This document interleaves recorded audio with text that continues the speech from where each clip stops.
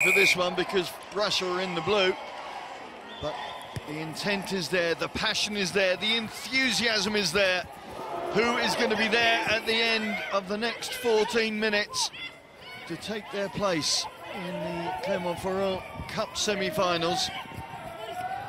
As I mentioned, these two played against each other out in, just outside Brive last weekend in Melmort.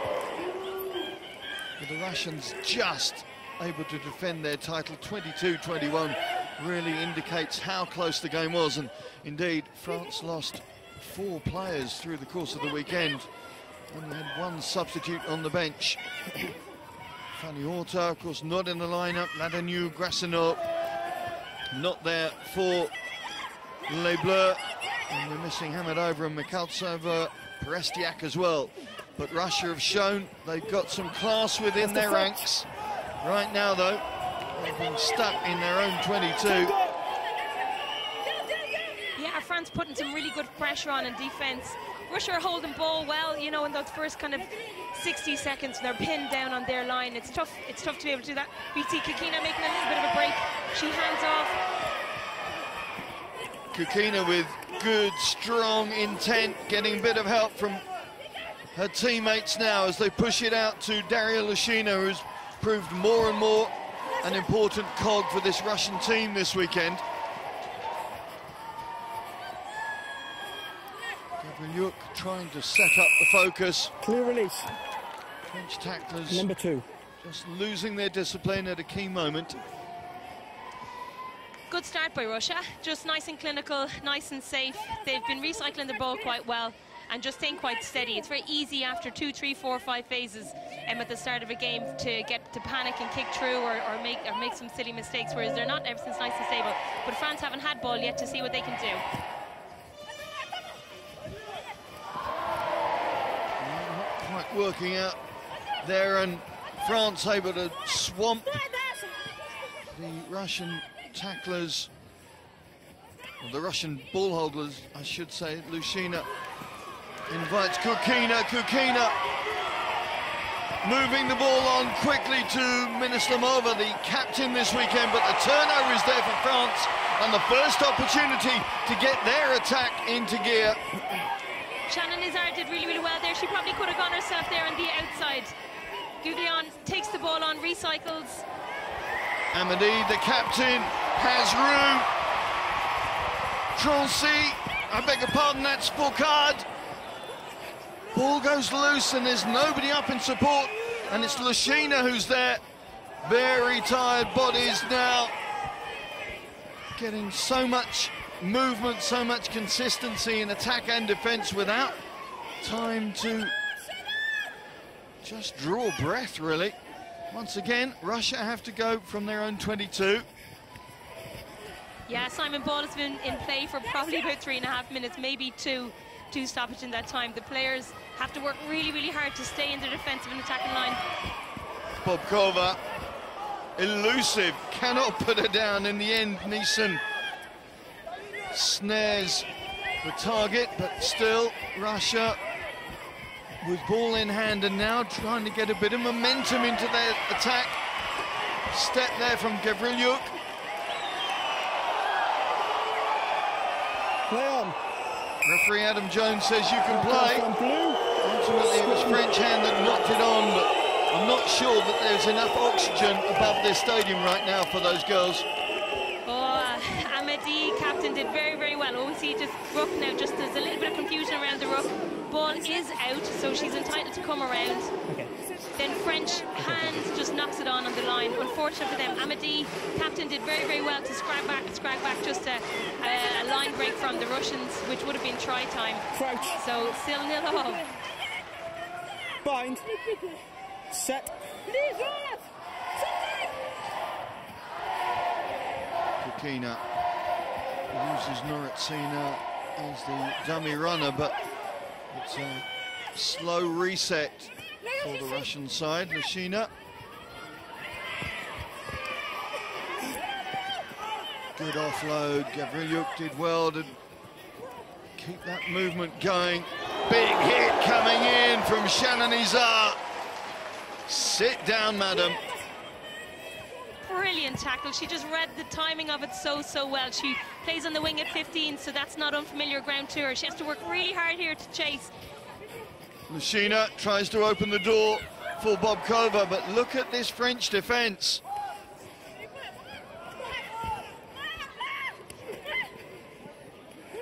The runners offering but not being used.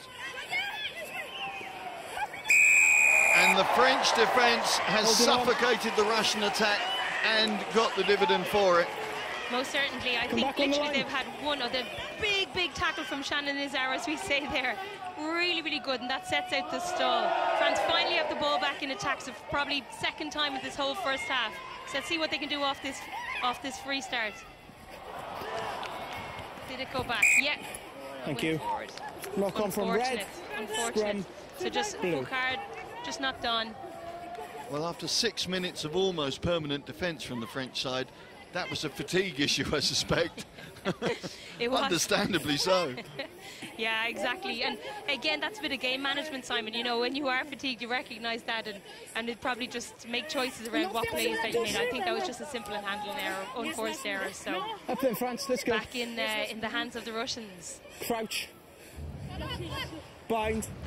Russia seems to have been almost permanently around 5th, 6th place in the standings this season. Started with the bronze, of course, in Dubai. Bobkova takes the outside channel. Amadi comes round, but Bobkova steps inside, and Bobkova is going to get the first score of this quarter-final. Elusive running from Daria Bobkova, and a well-deserved score from the Russians. An absolutely exhausted Bobkova. Double high five to the post there as she just tries to gain herself a little bit of a rest. She's an absolutely fabulous runner. 2 tries yesterday and did 1 more today. And Shannon Nizar, unfortunate to not... Well, if she had stayed on her feet for a little bit longer, could she have got her as Bobkova? And then Lushina just takes the conversion here. But could she have got her? She went for the ankle tap instead. And then Amadi didn't defend or didn't come across as sweeper either. So here we see this outside break by Bobkova. As I said, Izar, oh, she just went for the ankle tap, just missed it. Amadi just overchased it, and just a simple little step inside with Bobkova. Really strong runner to score the try, and then a small little acceleration to make it easier for Lushina to kick directly over the posts. Well, a big score right at the end of the first half, the only difference between these two teams. But you know, this one is going to go to the wire. Half-time, it's Russia leading 7 points to 0. Bon, allez, approchez-vous. Bon, il y a très peu de messages, sincèrement. Défensivement, approchez-vous, chaque souffle. Défensivement, c'est très bien ce qu'on fait. On est très en place, mais il faut qu'on ait le ballon. Il faut qu'on ait le ballon. Donc 2 options. Oui, il faut faire tomber plus vite et être beaucoup plus vite au contest. Beaucoup plus vite au contest. Il faut que notre assistante plaqueuse soit présente plus vite, qu'elle accompagne jusqu'au sol et qu'elle mette les mains sur le ballon. Ou alors, vous avez vu, elle joue beaucoup debout. Engageons des chaises. Engageons des chaises. Et quand on tient debout, un contre-rock, passons, prenons l'espace. Ok. Après, offensivement, juste du calme, de la maîtrise. On a eu 2 ballons. Une fois, on manque d'aller au bout. La deuxième fois, on se précipite un petit peu, on n'est pas placé. Prenons le temps, on va revenir tranquille, d'accord?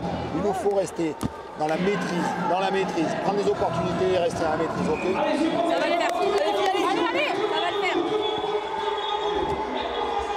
David Cortet urging his charges to up the intensity at the contest, at the breakdown.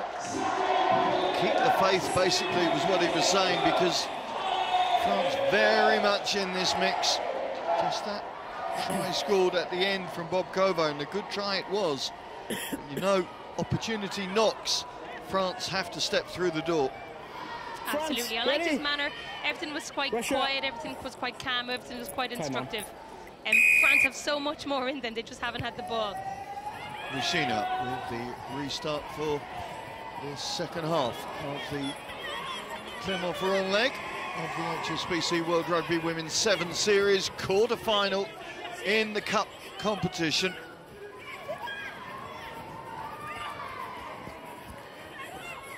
Foucault, the focus, Foucault.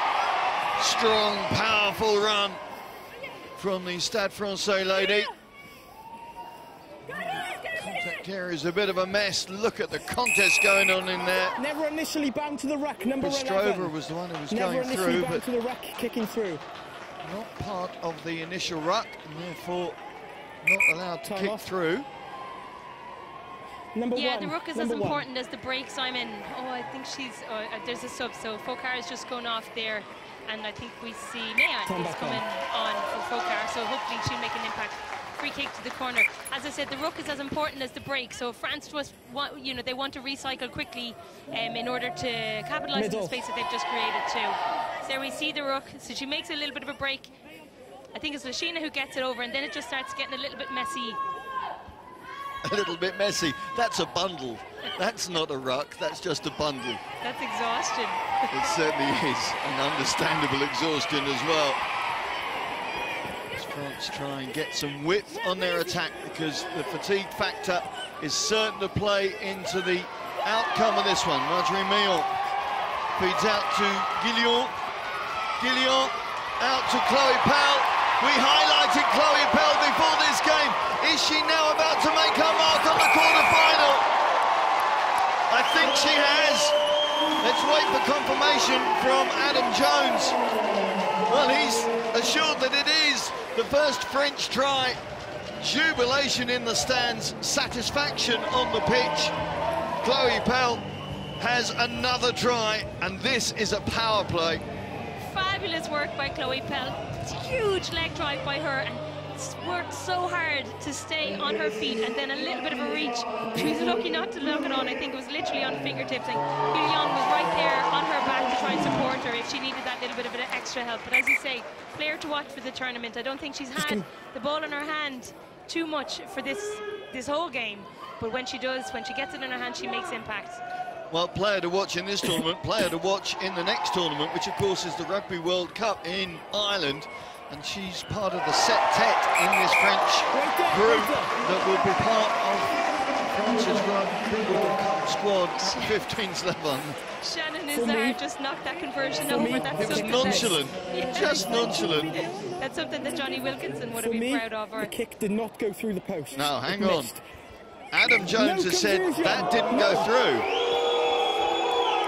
So, contentious call maybe from the referee. Let's have a look. Captain. No, I think I'll just he's explain right. the situation, okay? Because it's very crucial It just in terms drifted of the across score. that For post. me, the kick did not go over. It was wide of the post, so the kick does not stand. I followed it in. It did not go over between the posts. Restart, okay? 7-5. Let's just watch here. As it floats past the left-hand upright, can you see the post in front of the ball now? No, you can't. Good call, referee. Time back on. Biscarat with the restart. France is still behind, but the wind has suddenly changed tack. Amadi. Wilson waiting for the cut from a scrum half, didn't really come, and it's allowed Russia to move up very quickly. High tackle call, though, will allow France to go again. This is the pace of France that we like to see. This is them in attack that are so threatening. Just being unpredictable and just being quite reactive. The offload to Biscarat. The cut back from Mills. Oh, the pass not working, though. I think France may have got it back, but no, it's a knock on. Scrum. 3.5 minutes to go, 2 points the difference. The Cup semi-final place awaiting the victors.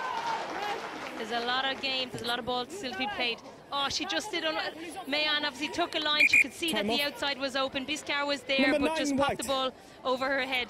5'3", a good height for rugby players, I can agree, but just a little bit too high for her. That's a very heightist comment from French. The former Irish centre. It's not the size that matters. So they keep telling me. It's the bite in the right, Russia trying to get something going from their own 22. Exhaustion is going to kick in soon, but it's not going to stop Kukina. Another whopping tackle by Shannon Izard. She's enjoying this today, probably enjoying defence more than she is attack. Again, happy to get the width on the ball. Big hits coming in from the French defenders, hemming Russia into their own 22. Another a big smash comes through, and they get the benefit of it.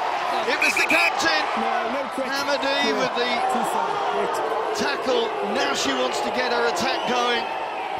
Biskara, Izar puts the ball back, but there's a reception committee from Russia awaiting the scrum half. Couple of minutes left on the clock, plenty of time in sevens. All offside. There's the mark call. Another offside call. Russia have got to hold their discipline, hold their concentration. Izar trying to get the ball through the tackle. It's out, it's over, and France are ahead. Beautiful try by Jade Lopez, who's just come on the pitch. Played exceptional rugby yesterday, simple line. I don't think she's going to get an easier try. The referee did his best to slow the ball down. France were so eager to try and keep the momentum going. 2-3 phases, kept on chipping away at Russia, and eventual score pretty much directly under the post. There's no shade for these ladies in this quarter-final. The pressure is on, the heat is ramped up. A big, big conversion doesn't find its target. So we're into a 3-point game with 70 seconds left on the clock. Here's the setup. As you say, Lepesque with the easiest of finishes, the hard work done by Captain Hamadi and Shannon Izar. Restart now that is going to be absolutely critical to the outcome of this game. Pauline Biskara sets and goes and hangs, but finds the wrong club. Free kick out on the full. Unforced error. Is that going to come back and hurt France? Yeah, I would have been inclined to probably pump that nice and deep myself, Simon, just to try and get it out of any kind of pressure zone. France back in defence. Daria Lashina taking responsibility once again. Cool heads needed right now. There was only 1 point between them last weekend in the Malmö final. We knew this one was going to be tight. We knew it was going to be close. So it's proved. Now Russia got what it takes to finish things off. Pestrova. Here's her twin, Bobkova.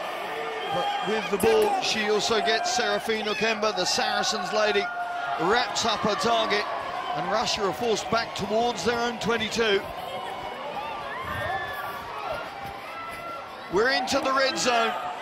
France just need to suffocate this Russian attack one more time. There's the hard work done. There's the benefit. And there is the semi-final place for the hosts. Jade Lepesque there